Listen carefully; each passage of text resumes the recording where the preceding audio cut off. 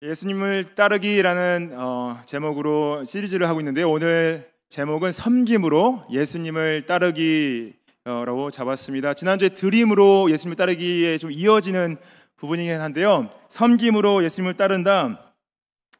여러분들, 우리는 섬김을 받기 원하죠. 이 문화 전체가 다 좋은 서비스를 받으면은 별을 주는 문화고 리뷰를 다는 문화죠. 잘 섬기는 것보다 잘 섬김을 받는 것이 더 좋은 것이 우리의 마음이죠. 왜 다른 사람을 섬겨야 되는가? 다른 사람들을 도와야 되는가? 이것이 크리스찬으로서 옵션인가? 아니면 꼭 해야 되는가? 꼭 하지 않아도 되는 것이 아닌가? 이런 질문들을 던질 수가 있죠. 우리가 예수님의 제자로서 따라가는 데 있어서 예수님께서 우리를 섬김의 자리로 부르시는데요. 오늘 특별히 예수님께서 제자들의 발을 씻기시는 사건을 보면서 우리가 생각해 봤으면 좋겠습니다.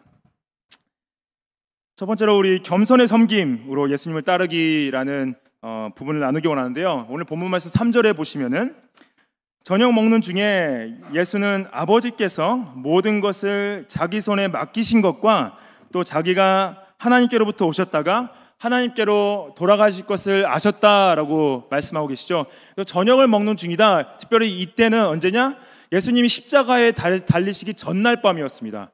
전날 밤에 예수님께서 이 성만찬을 제정하시죠. 그리고 또 저녁을 먹는 중에 예수님께서 하나님 아버지께서 모든 것을 자기 손에 맡기셨다는 것을 생각하셨다고 그러는데, 이게 뭐냐? 예수님께서 십자가에서 죽으시기로 나아가는 가운데 있어서 자신에게 맡기신 것은 자신의 백성들이죠. 그래서 자신이 그들의 죄값을 치르려고 나아가는 것을 기억하신 거죠. 자기 손에 맡기신 것과 또 무엇을 기억하셨냐? 자기가 하나님께로부터 오셨다가 하나님께로 돌아가실 것을 아셨다. 예수님은 자신이 어디로부터 왔는지 또 어디로 돌아가는지에 대한 분명한 인식을 하고 계셨죠. 본인의 정체성이 이 땅에 있는 것이 아니라 성부 하나님 아버지께 있고 그분에게 다시 돌아간다는 것을 분명히 알고 계셨죠. 그래서 그 다음 날 있을 그 십자가의 죽음의 사역 가운데 있어서 나아갈 수 있는 분명한 그 의도를 가지고 계셨죠. 여러분들, 예수님께서 우리에게도 어떻게 보면 동일한 이 정체성에 대한 부분을 말씀하고 계신 거죠. 우리가 어디로부터 왔는가, 어디로 돌아갈 것인가. 어떤 분들은 우리는 무로부터 와서 무로 돌아간다 하시는 분도 계시죠. 아니면은 그냥 우연의 산물로서 우연히 끝나게 된다 생각하시는 분도 계시죠. 근데 우리가 인간으로서 창조주 하나님을 기억하고 우리가 그분으로 돌아간다라는 것은 우리의 모두에게 중요한 진리로 다가오고 우리가 그 안에서의 정체성을 발견해야 되는 부분이 중요하죠. 또 우리의 이 섬김에 있어서 예수님께서 모든 것을 자기 손에 맡기셨다는 이 부분, 그 맡기신 것을 가지고 자기 사명으로 나아가는 그 부분을 우리가 생각해야 될 부분이 있습니다. 이때 이제 예수님께서 저녁 잡수던 자리에서 일어나서 4절 말씀에 겉옷을 벗고 수건을 가져다가 허리에 두르셨다. 이 행동 자체는 뭐냐면요, 종의 행동을 보여줍니다. 5절 말씀에 대야에 물을 떠서 제자들의 발을 씻기시고 그 두르신 수건으로 닦기를 시작하셨다라고 그러죠. 당시 중동지방은 이제 아스팔트도 없었고 세멘트 길도 없었고 다 모래밭이었죠. 모래길이었죠. 그래서 신발은 다 샌들을 신고 다녔습니다. 되게 더운 날씨였기 때문에 샌들과 같은 신발을 신고 바깥에 나가서 걷다 보면은 먼지가 다 이제 발에 묻게 되죠. 그래서 저희는 바깥에 있다가 들어오면 다 손을 씻죠. 손을 씻는데 당시 이분들은 바깥에 있다가 들어오면 발을 씻는 것이 우리의 손 씻는 것과 똑같았습니다. 발을 씻는 것이 너무나 당연했고, 근데 이것을 예수님께서 제자들에게 이 낮아짐으로 인한 섬김을 가르치시려 본인이 직접 종의 모습으로 발을 씻기시죠. 이것은 뭐냐? 예수님께서 본인이 온 목적이 섬김을 받으려 온 것이 아니라 섬기려 왔다라는 것을 보이시기 원한 거죠. 마가복음 10장 45절 말씀, 예수님께서 이렇게 말씀하십니다. 인자가 온 것은 섬김을 받으려 함이 아니라 도리어 섬기려 하고 자기 목숨을 많은 사람의 대속물로 주려 함이다 라고 말씀하시죠. 예수님께서 이 땅에 오신 목적, 예수님께서 하나님 나라의 왕으로 오셔서 왕의 대접을 받으셔야 될 분이 오셔서 왕궁에서 태어나신 것이 아니라 말고에서 태어나시고 찢어지게 가난한 집에서 목수일을, 당시에는 무시당하는 목수일을 하시면서 또한 공사역 가운데 있어서 집도 없고 머리 댈 곳도 없고 가진 것 없는데 이분이 이 왕으로서 오셔서 대접받기 원하고 섬김을 받기 원하고 이 세상의 왕들은 주님을 자신들을 섬기라 하는데 예수님은 하나님의 보내신 인자로서 자신의 백성을 섬기러 오셨다. 근데 어떻게 섬기셨다고요? 자기 목숨을 많은 사람들의 대속물로 주심으로 섬기셨다는 거죠. 그래서 우리의 섬김의 기반은 뭐냐? 우리의 섬김의 기반은 예수님의 낮아지심과 죽기까지 우리를 섬기신 이 섬김입니다. 빌립보서 2장 5절 말씀에 이렇게 설명하죠. 너희 안에 이 마음을 품어라. 어떠한 마음인가? 곧 그리스도 예수의 마음이다. 우리 마음에 어떤 마음이 있어야 된다고요? 그리스도 예수의 마음인데 이 예수의 마음이 무슨 마음이냐? 근본 하나님의 본체시나 하나님과 동등됨을 취할 것을 여기지 아니하셨다. 하나님으로서 그냥 온 우주 만물의 주권자로서 다스리기만 하면 되는데 그 자신이 낮아지셔서 동등됨을 취하지 않으시고 7절 말씀에 오히려 자기를 비워 종의 형체를 가지고 사람들과 같이 되셨다. 사람의 모양으로 나타나사 자기를 낮추시고 죽기까지 복종하셨다 라고 하시죠. 이것은 여러분들 지금 사람이었다가 갑자기 개미가 될 수 있습니까? 개미는 미물이죠. 이건 마치 정말 하나님의 그 신의 존재가 인간의 몸을 입고 온다는 것은 인간이 개미가 되는 것보다 훨씬 더 낮아지는 모습입니다. 이것이 자신을 낮추시고 무엇을 하셨다? 죽기까지 복종하셨다. 십자가에서 죽으십니다. 그분이 오신 목적이 우리를 섬기러 오셨는데 그분이 섬김은 무엇이냐? 자신의 목숨을 주어서 우리를 구원받게 하시는 것이 자신의 섬김이셨다 말씀하시죠. 이것이 우리가 서로를 섬겨야 될 가장 큰 이유입니다.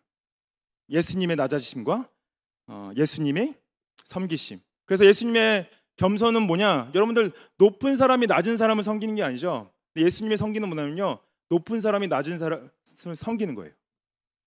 다시 한번 말씀드릴까요? 헷갈리시나요? 원래는 낮은 사람이 높은 사람을 섬겨야 되는데 그리스도의 가르침은 높은 사람이 낮은 사람을 섬기는 거예요. 있는 사람이 없는 사람을 섬기는 거고요. 배운 사람이 못 배운 사람을 섬기는 거고 가진 사람이 없는 사람을 섬기는 것이 예수님의 섬김이다. 빌립보서 2장 1절 말씀에 그러므로 그리스도 안에 무슨 권면이나 사랑에 무슨 위로나 성령에 무슨 교제나 긍휼이나 자비가 있거든 마음을 같이하여 같은 사랑을 가지고 뜻을 합하여 한 마음을 품으라. 여기서 섬김의 자세, 그리스도 안에 있는 모든 권속들, 교회 안에서 우리가 그리스도를 따라가는 예수 그리스도의 제자로서 크리스찬으로서 우리가 서로 권면을 하거나 위로를 하거나 교제를 하거나 긍휼을 베풀거나 자비를 베풀거나 마음을 같이 해야 된다. 한 마음을 품어야 된다. 3절 말씀에 아무 일에든지 다툼이나 허영으로 하지 말고 오직 무엇으로 하라고요? 겸손한 마음으로 하라.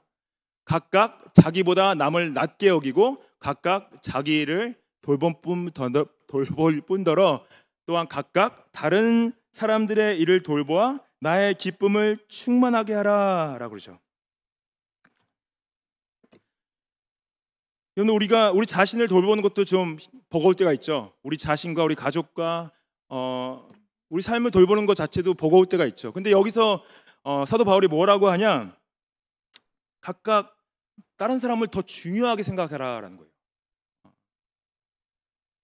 그래서 자기 일을 돌볼 뿐만 아니라 다른 사람의 일을 돌보아서 기쁨을 충만하게 한다. 사도 바울뿐만 아니라 하나님을 기쁘게 하는 거죠. 이것은 그리스도의 마음을 품어야 가능한데 그리스도의 마음을 겸손한 마음으로 하시고요. 우리 마음 가운데 겸손을 품기 원하시는 거죠. 그런데 우리가 진짜 누구를 섬기고 도울 수 있는 것은 겸손이 없으면 할 수가 없습니다. 낮아지지 않고서는 할 수가 없습니다.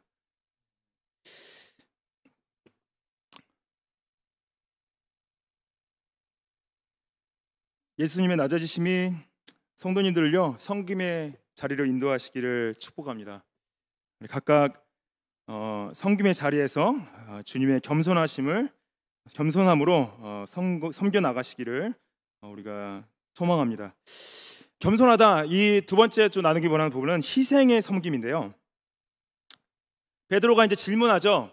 오늘 본 말씀 13장 6절 말씀에 이제 예수님께서 제자들의 발을 한 명씩 씻기고 있었어요. 근데 베드로의 차례가 왔습니다. 베드로가 이르되 주여 주께서 내 발을 씻으시나이까 하죠. 예수께서 대답하여 이르시되 내가 하는 것을 내가 지금은 알지 못한다, 이후에는 알게 된다, 이런 말씀하세요. 이게 무슨 말씀입니까? 내가 너희 발을 씻는 의미를 지금은 알지 못하지만은 나중에는 알게 된다 말씀하시는데, 이 의미가 뭐냐면은 예수님의 이 발을 씻기시는 사역이 그들의 영혼의 죄를 씻기는 사역을 이해하는데 이제 도움이 되는 거죠. 더러운 거를 씻기신다라는 걸 했을 때 가장 중요한 예수님이 이 다음 날 치르실 십자가의 그 대속의 사건은 뭐냐? 제자들의 영혼의 더러움, 죄악을 씻기시는 그 사역을 하기 위해서 보혈의 피를 흘리시는 거죠. 그래서 예수님의 씻기시는 사역, 지금은 베드로가 이해 못하는 이유는 뭐냐? 아직 예수님의 십자가의 죽음을 목격하지 못했기 때문에. 하지만 나중에 예수님이 부활하시고 승천하셔서 제자들이 알게 되죠. 아, 그때 발을 씻기신 사건이 우리의 죄를 씻기시는 걸 알게 하시기 위해서 씻기주신 거구나. 두 번째로 이 의미는 뭐냐? 섬김의 원리를 가르쳐 주기 위해서, 특히 희생의 섬김의 원리. 8절 말씀에 보면은 베드로가 이르되 내 발을 절대로 씻지 못하시리이다. 이게 굉장히 겸손한 것 같죠? 예수님이 선생님이시고 내 위상전이니까 나는 내 발을 씻기실 수 없습니다 라고 그래요.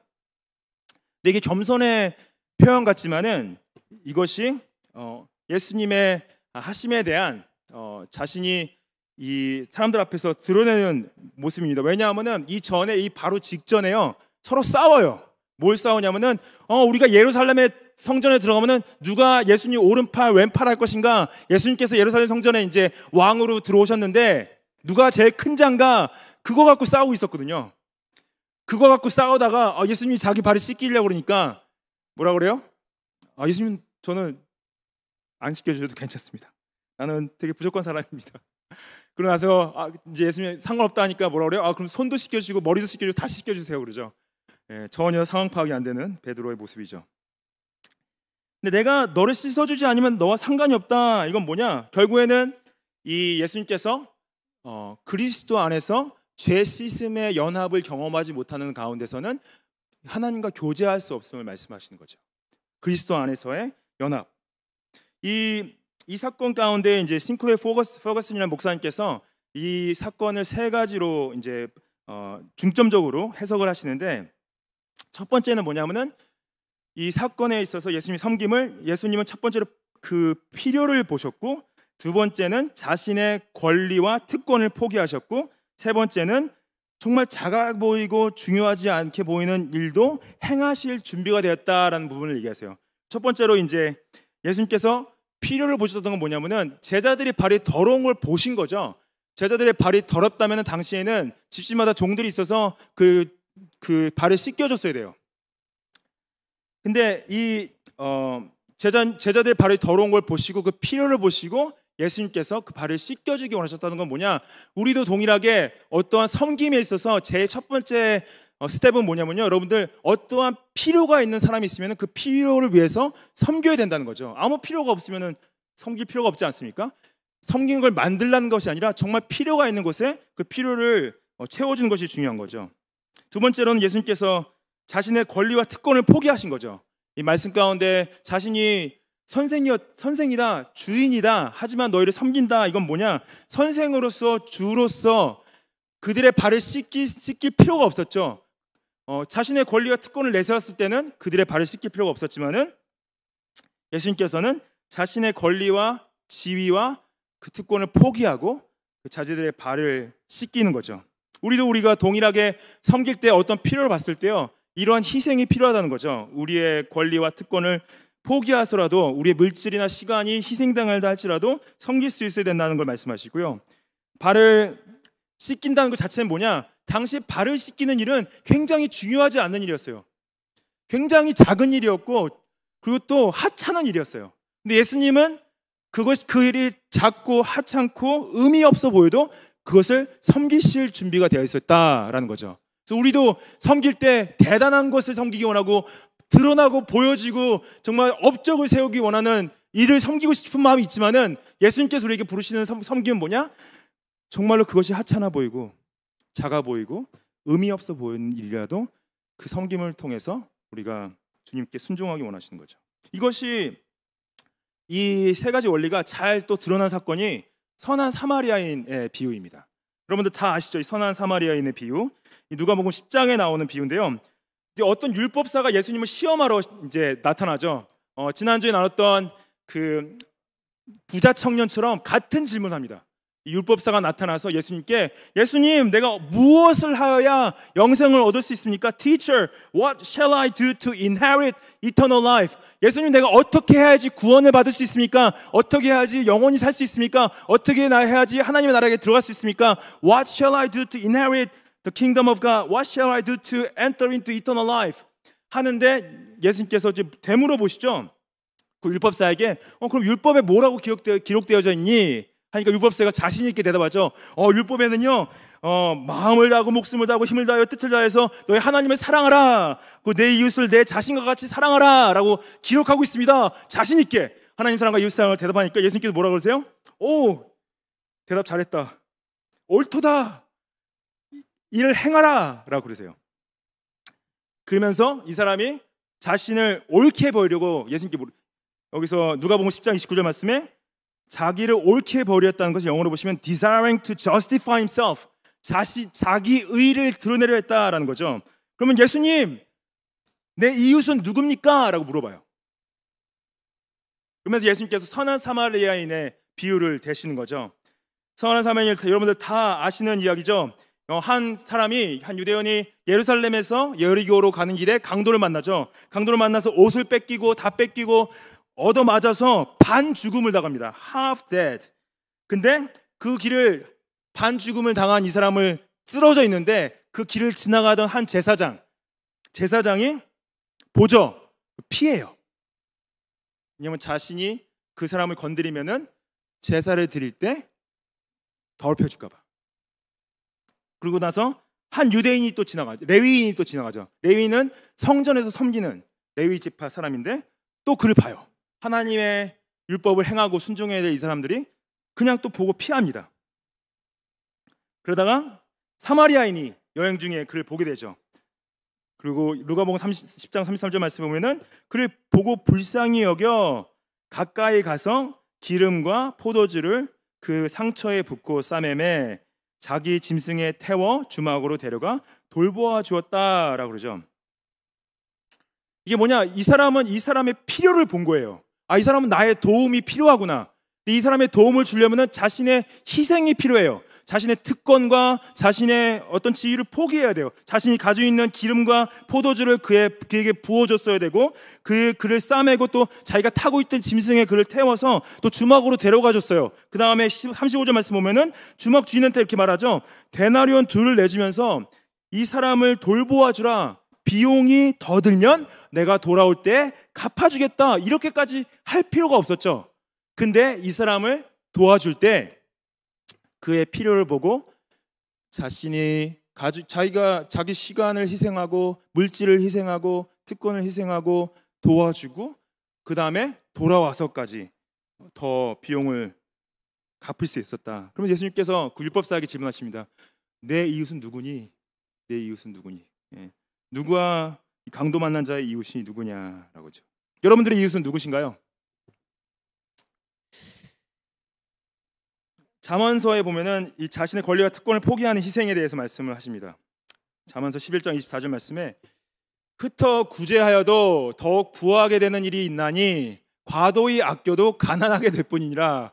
구제를 좋아하는 자는 풍족하여질 것이요 남을 윤택하게 하는 자는 자기도 윤택하여질 것이다.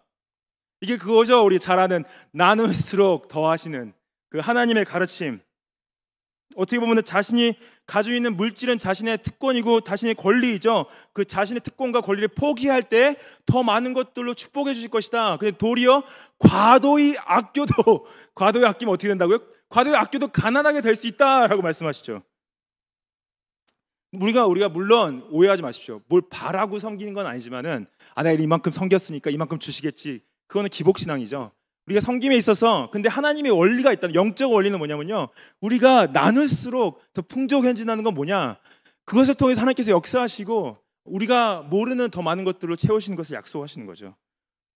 그 약속은 또 이 땅에서 뿐만 아니라 오실 하나님의 새하늘과 새 땅 가운데 약속을 하신 부분이죠. 히브리서 6장 10절 말씀에는 희생의 성경에 대해서 이렇게 말씀하십니다. 하나님은 불의하지 아니하시다. 너희 행위와 그의 이름을 위하여 나타낸 사랑으로 이미 성도를 섬긴 것과 이제도 섬기고 있는 것을 잊어버리지 아니하신다. 뭐냐, 너희들이 섬긴 그 모든 것들을 나는 다 기억하고 있다. 나는 불의하지 않다. 왜냐, 나는 그 행위를 보고 기억하고 꼭 갚을 것이다 라는 거예요. 나는 거짓말하는 사람이 아니다. 나는 잊어버린 사람이 아니다. 만약 아무도 알아주지 않는다 할지라도, 아무도 보지 않는 곳에서 사람들이 인정해주지 않는다 할지라도 보이지 않는 곳에서 섬기고 낮아지고 정말로 나눴던 그 모든 섬김을 나는 기억할 것이다 라는 거죠. 여러분들, 저는 이민 1세대 분들을 정말로 존중합니다. 이민 1세대 분들은 희생했어요. 어떠한 희생을 했냐? 자신의 자녀들을 위해서 이민을 와서, 그리고 또 교회 와서 이민 1세대 분들이 교회를 세우시고 그 이민 교회들이 성장하고 또 2세들이 거기서 자라날 수 있는 그 영적인 토양을 깔아주시고 기도하시고 희생하시는 것들 하나님께서 다 하십니다.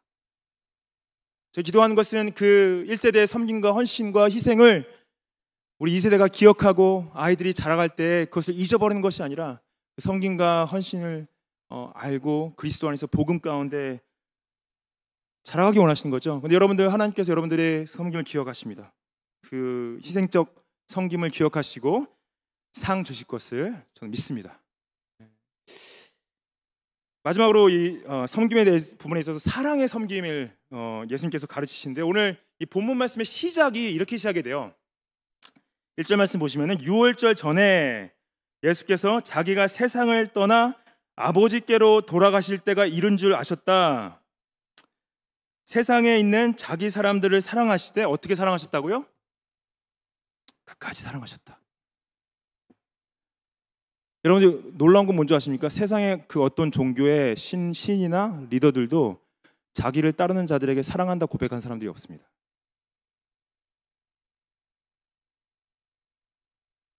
알라가 자기 백성들한테 사랑한다고 한 것 같아요. 무하마드 통화에서.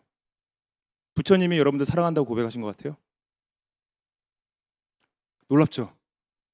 하나님의 아들이 오셔서 자기 백성을 사랑하시는데 어떻게 사랑하셨냐? 끝까지 사랑하셨대요. 끝까지. 근데 이 끝까지 사랑하는 건 여러분들 죽음으로 사랑한 거예요. 생명을 드림으로 사랑하신 거예요. 여러분들 진짜 사랑한다면은 죽어줄 수 있습니다. 세상의 위대한 이야기들 보면요, 결국에는 그 희생적 사랑, 죽음으로 사랑을 드러냈을 때 그 사랑 이야기가 놀랍죠.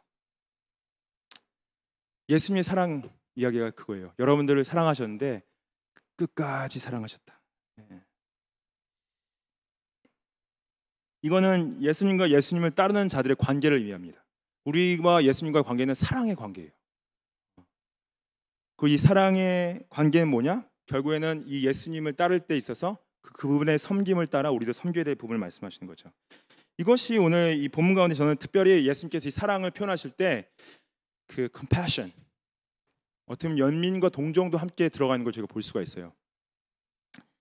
2절 말씀 보시면은 마귀가 벌써 시몬의 아들 가룟 유다의 마음에 예수를 팔려고 생각을 넣었더라라고 그래요. 근데 이 이야기가 세족식에 꼭 들어가야 되나라는 생각이 들 수가 있습니다.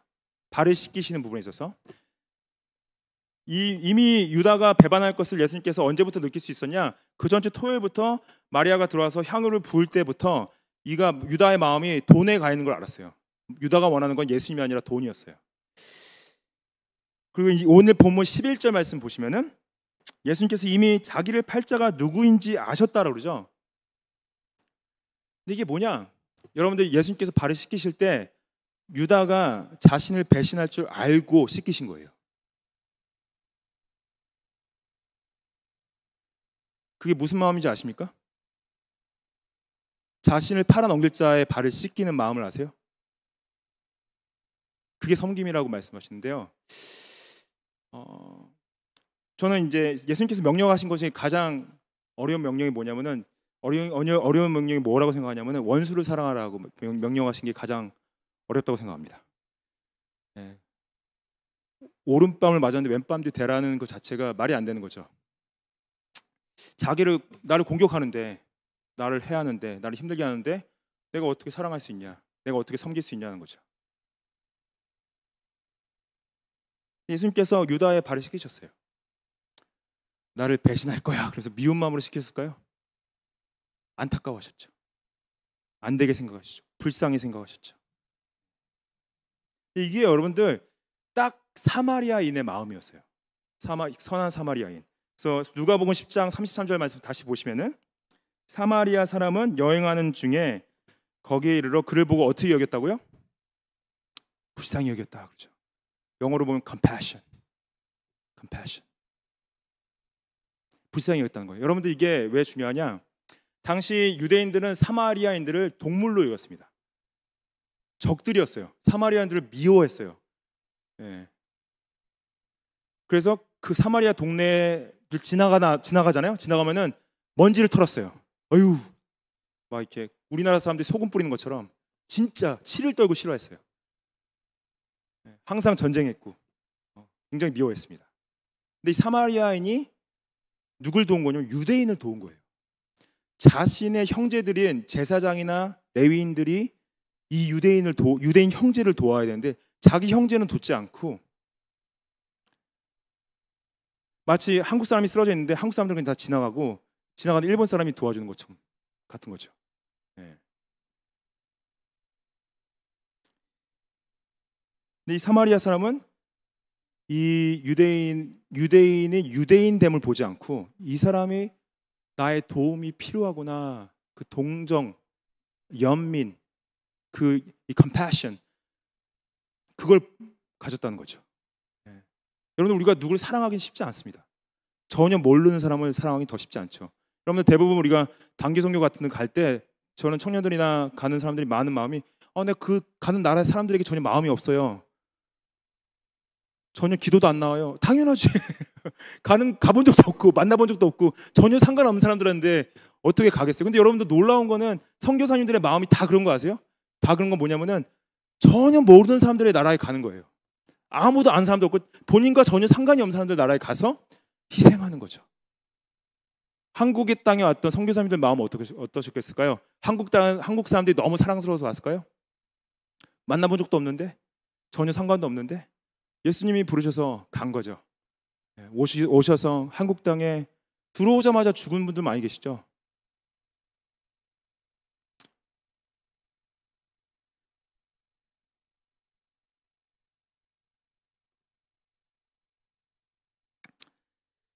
근데 그 사마리아인은 레위인이나 제사장들이 그를 도와주는 것을 하찮게 여겼고 의미 없게 생각했지만은 이 사마리아인은 유대인의 필요를 도와주고 채우고 하찮아 보이는 다른 사람에게 보기에는 하찮아 보이고 의미 없는 일도 그가 행했다는 거죠. 이게 그래서 사랑은 뭐냐? 행함이에요. 요한일서 3장 17절 말씀에 누가 이 세상의 재물을 가지고 형제의 궁핍함을 보고도 도와줄 마음을 닫으면 하나님의 사랑이 어찌 그 속에 거하겠느냐라고 그러죠. If anyone has the world's goods and sees his brother in need, 그냥 이게 여기서 말하면 그냥 형제의 궁핍함, 그러니까 아는 사람이죠. 예. 도와줄 마음 닫으면 하나님 사랑이 어찌 그 속에 있겠느냐. 자녀들아, 우리가 말과 혀로만 사랑하지 말고 행함과 진실함으로 하자. 저는 제 사랑이 항상 이런 것 같아요. 말은 잘해,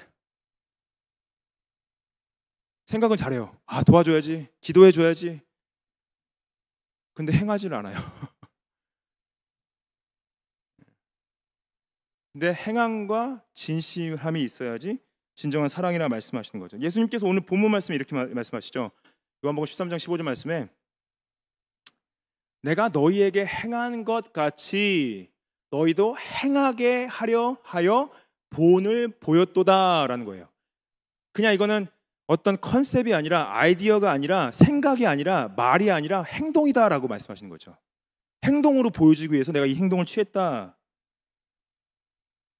그리고 16절 말씀에 내가 진실로 진실로 너에게 이르노니 종이 주인보다 크지 못하고 보냄을 받은 자가 보낸 자보다 크지 못하나니 너희가 이것을 어떻게 하면 복이 있다고요? 행하면 복이 있다라고죠. 이게 뭐냐? 예수님께서 제자들을 보내시는 거예요. 무엇을 위해 보내시냐? 행함으로 보내시는 거예요. 근데 진정한 복은 뭐냐? 행할 때 온다라는 거죠. 생각으로 끝나거나 말로 끝나는 것은 진정한 복이 아니라 행동할 때 온다. 행동할 때 온다. 제가 말씀을 이제 마태복음 25장 말씀으로 좀 마치기 원하는데, 마태복음 25장에 보면 예수님께서 자신이 재림할 때, 다시 오실 때 어떤 일이 벌어지는지를 보여주십니다. 근데 오늘 이 섬김과 굉장히 중요한 연관이 있어요. 마태복음 25장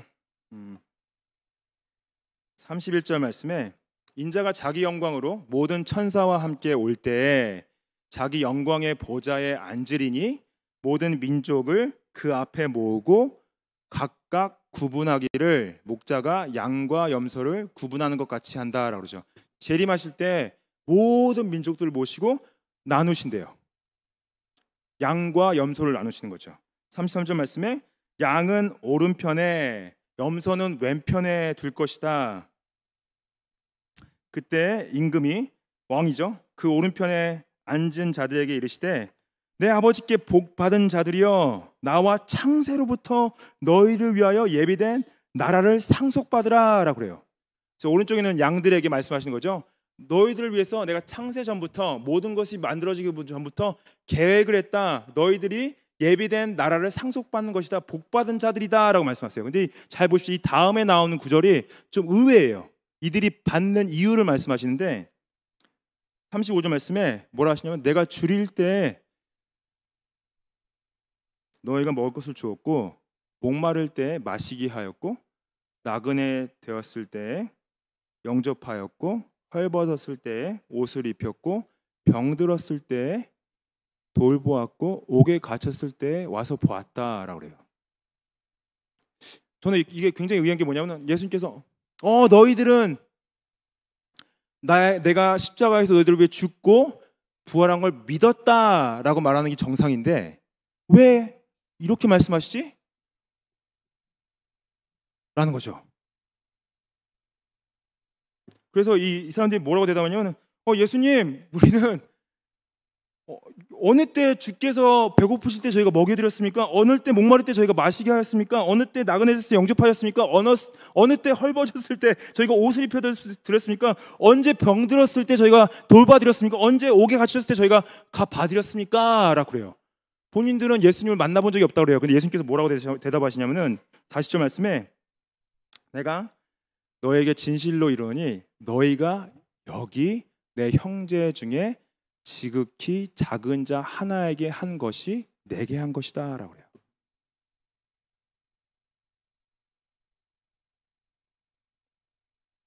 그리고 반대로 왼쪽에 서 있던 자들은 에게는 뭐라고 하시냐면은 너희가 45절 말씀에 이 지극히 작은 자 하나에게 하지 아니한 것이 곧 내게 하지 않은 것이다 라고 말해요. 왼쪽에 있는 사람들에게. 그래서 그들은 영벌에, 의인들은 영광에 들어갈 것이다 말씀하십니다.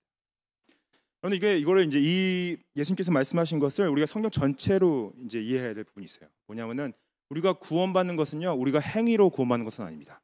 내가 얼마나 많이 섬겼냐로 내가 천국에 들어가는 건 아니에요. 어떻게 우리가 구원을 받죠? 오직 예수님을 믿는 믿음으로, 그분의 은혜로 구원을 받는 건 확실하죠. 근데 왜 이런 말씀을 하시냐? 예수님께서 말씀하신 건 뭐냐면은 진짜 은혜로 구원받은 자들이라면은 그 구원의 열매를 맺는 삶을 살 수밖에 없다는 걸 말씀하시는 거예요. 그건 성경이 반복적으로 예수님께서 강조를 하십니다. 나의 은혜로 택함을 받고 구원을 얻은 나의 백성들은 구원의 열매로 섬길 것이다 라는 거예요. 이해가 되세요? 그러면 우리 자신한테 질문을 던져봐야죠. 나는 과연 나만을 위해 살고 있는가? 아니면 섬기고 있는가?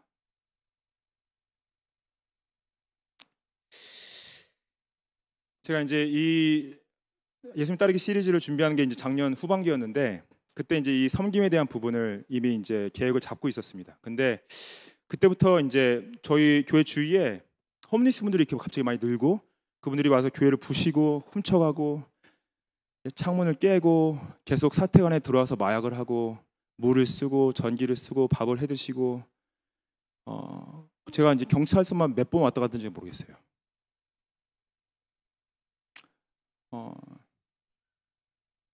근데 마음에 불평이 있는데 동시에 이분들을 어떻게 도와드려야 되지? 그게 계속 고민이 되는 거예요. 이분들이 불법을 행하는 거를 방조하면 안 되죠. 예, 그건 불법을 행하는 걸 하면 안 되는데, 동시에 이분들이 가서 잘 데가 없고 물도 없고 맨발로 다니시고 하는데, 이걸 진짜 교회가 그냥 아무것도 안 하고 그냥 가만히 있어도 되나? 그런 고민이 계속 되더라고요. 기도도 나오고. 모르겠어요. 제가 어떤 답을 가지고 여러분들은 성도님들한테 말씀드리는 게 아니고, 성도님들한테 어떤 부담을 드리려고 말씀드리는 건 아닌데, 지금 이번 주에도, 지난주에도, 며칠 전에도 또 들어와서 사택 안에서 물도 쓰고 빨래도 하시고 샤워도 하시고, 사택 안에는 안 들어왔지만은, 근데 분명히 목적이 있겠죠. 하나님께서 하신 계획이 있겠죠. 우리 교회가 어떻게 하나 보고 계시지 않나? 죄송합니다. 제가 어떤 답을 가지고 말씀드리는 게 아니라서.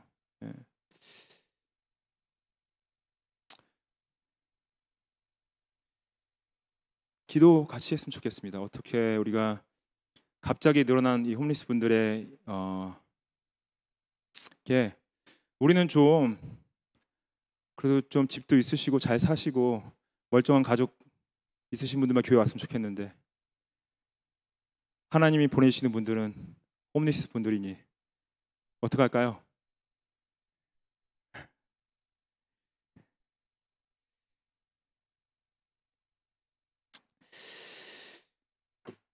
베드로전서 4장 9절 말씀 보면은, 서로 대접하기를 원망 없이 하고 각각 은사를 받은 대로 하나님의 여러 가지 은혜를 맡은 선한 청지기 같이 서로 봉사하라 그래요. 그러니까 이제 좀 다른 얘기긴 한데, 봉사하라, 이건 이제 교회 안에 봉사를 말하는데요. 저는 이제 이민교회 한 30년 넘게 있으면서 이민교회 다닐 때마다 이제 대부분 이제 이민 처음 정착하신 분들이 오시면은 교회를 찾죠. 그리고 교회를 찾을 때 나름대로 리스트가 있어요. 이런 부분들이 나의 필요들을 채워줄 수 있겠구나, 이 교회가. 그런 걸로 이제 대부분 찾아오게 되죠. 근데 교회가 그런 필요를 채워주고 섬길 수 있으면 정말 좋다고 저는 생각합니다. 그래서 예수님을 만나게 되시고 한 가족으로서 예수님을 따라가는 건 정말 좋은 일이라고 생각해요. 그래서 잘 섬겨드리는 게 굉장히 중요하죠. 근데 어느 정도 여러분들 여기 교회 안에서 신앙생활 하시고 오랫동안 함께 하신 분들이라면 한번 고민해 보셔야 돼요. 내가 어느 자리에서 어떻게 섬길 수 있을까라는 것을 고민을 해보셔야 될 부분이 있습니다. 교회가 여러분들의 필요를 다 채워드릴 수는 없어요. 그런 곳은 솔직히 아닙니다. 물론 섬김을 받으려 오신 거 정말 중요하지만은 섬길 수 있는 자리에 들어가는 게 굉장히 중요하세요. 그것이 여기서 말하는 여러 가지 은혜는 은사를 말합니다. 우리에게 주신 은사를 어떻게 쓸 것인가, 교회 안에서. 그래서 이 복음의 본질을 알고 주님을 사랑한다면은 내가 어느 자리에서 나는 아무것도 하고 싶지 않아, 그게 아니라 나는 섬기고 싶지 않아, 나를 그냥 내버려 뒀으면 좋겠어. 그게 아니라, 죄송합니다. 누구를 막 제가 저한테 그렇게 말씀하시는 분 안 계세요. 그게 아니라 좀 희생이 된다 할지라도, 본인들의 시간과 물질과 어려움이 있다 할지라도 좀 섬김의 자리에 들어가셨으면 좋겠어요. 저는 여러분들 이 교회 안의 필요를 제가 다 볼 수는 없습니다. 나름 여러분들이 그 필요를 보시면요, 오십시오. 저한테 오셔서 목사님, 제가 이 부분이 교회가 필요한 것 같습니다. 제가 이 부분을 섬길 수 있겠습니까? 그러면 함께 의논하고 함께 어떻게 섬길 수 있을까 고민해봤으면 좋겠어요.